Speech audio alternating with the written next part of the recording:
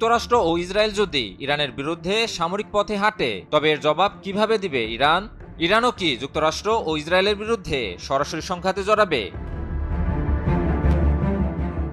এই প্রশ্নের উত্তর নিজেই দিলেন ইরানের প্রতিরক্ষা কাউন্সিলের সচিব আলী শামখানি। তার স্পষ্ট বার্তা, ইরানের বিরুদ্ধে যে কোনো দুঃসাহসিকতার জবাব হবে দৃঢ়, শক্তিশালী এবং যথাযথ। কাতার ভিত্তিক সংবাদ মাধ্যম আল জাজিরাকে দেওয়া এক সাক্ষাৎকারে শামখানি বলেন, ইরানের ক্ষেপণাস্ত্র ব্যবস্থা একটি রেড লাইন, এই সীমা কোনোভাবেই অতিক্রম করা যাবে না। তার ভাষায়, ক্ষেপণাস্ত্র কর্মসূচি নিয়ে কোনো আলোচনা নয়, ছাড় দেওয়ার প্রশ্নই আসে না। ইসরায়েলের হুমকির প্রসঙ্গে শামখানি মন্তব্য করেন, ইহুদিবাদী সরকার ওয়াশিংটনের সরাসরি সমর্থন ছাড়া এক পাও নড়াতে পারে না। তার দাবি, ইসরায়েল নিছকই এক কাগুজে বাঘ। তিনি দৃঢ়কণ্ঠে জানান, ইরানের বিরুদ্ধে পরিচালিত যে কোনো আগ্রাসনের বিরুদ্ধে কঠোর ও কার্যকর প্রতিক্রিয়া জানানো হবে। ইরানের সামরিক প্রস্তুতি উচ্চ পর্যায়ে রয়েছে বলেও তিনি দাবি করেন। একই সঙ্গে যুক্তরাষ্ট্র ও ইসরায়েলকে সতর্ক করে বলেন, যে কোনো ভুল হিসাবের জন্য শত্রুদের যথাযথ মূল্য দিতে হবে।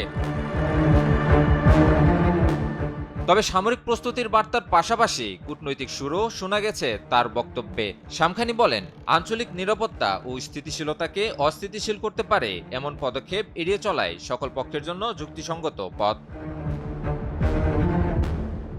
তার মতে, যদি আলোচনা বাস্তবসম্মত হয় এবং অতিরিক্ত দাবি থেকে মুক্ত থাকে, তাহলে তা ইতিবাচকভাবে এগোতে পারে এবং সংশ্লিষ্ট সব পক্ষের স্বার্থ রক্ষা করতে সক্ষম হবে। অর্থাৎ তেহরান একদিকে রেডলাইন টানছে, অন্যদিকে কূটনীতির দরজাও পুরোপুরি বন্ধ করছে না। শামখানি উপসংহারে বলেন, আঞ্চলিক নিরাপত্তা পরিস্থিতি ইতিমধ্যেই জটিল হয়ে উঠেছে, তাই সমন্বিত ও বিশেষ ব্যবস্থার প্রয়োজন রয়েছে, যাতে উত্তেজনা না বাড়ে, বরং রাজনৈতিক সমাধানের পথ শক্তিশালী হয়।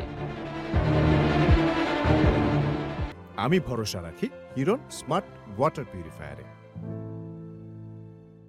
এখন প্রশ্ন একটাই, এই সতর্কবার্তা কি সম্ভাব্য সংঘাত ঠেকাবে, নাকি ইরানের রেড লাইন টেনে দেবার কৌশল মধ্যপ্রাচ্যকে ঠেলে দেবে আরও অস্থির ভবিষ্যতের দিকে?